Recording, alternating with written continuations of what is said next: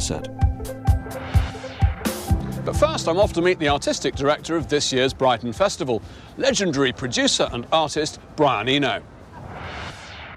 Eno's not only curating the festival, he's also exhibiting his artwork and performing some compositions. But it was his lecture on the purpose of art that intrigued me. In fact, what I'll be talking about is why do we do art and why are we interested in looking at it? Why should anybody want to engage with the activity of art, or either as a producer of it or as a consumer of it? Do you mean visual art, or do you encompass within everything. Everything. It could be theatre or anything. It could be cake decoration. So what's your answer? I mean, is it encapsulatable?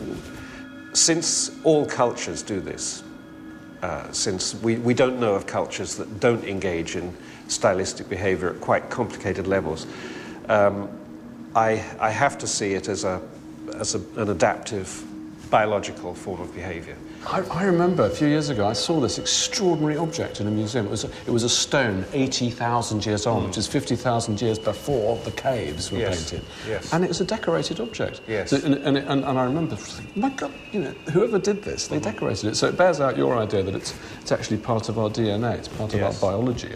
Well, as soon as humans have time and leisure, they start ornamenting.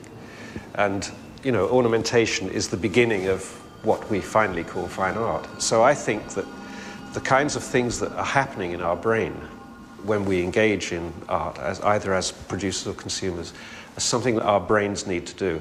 And I think one of the experiences of art is the re-engagement with surrender, with not being me in control of everything, but letting go. How is that reflected in your own work? I mean, for example, these rather intriguing speaker flowers, are they a manifestation in some sense of this idea? Well, I think one of the things that you want to do as an artist is to create something that makes people go, wow, I've never felt that before. And that feeling of letting yourself experience something new is the central experience of art, I think, really, that you allow yourself to be in a psychologically new place without being too threatened by it.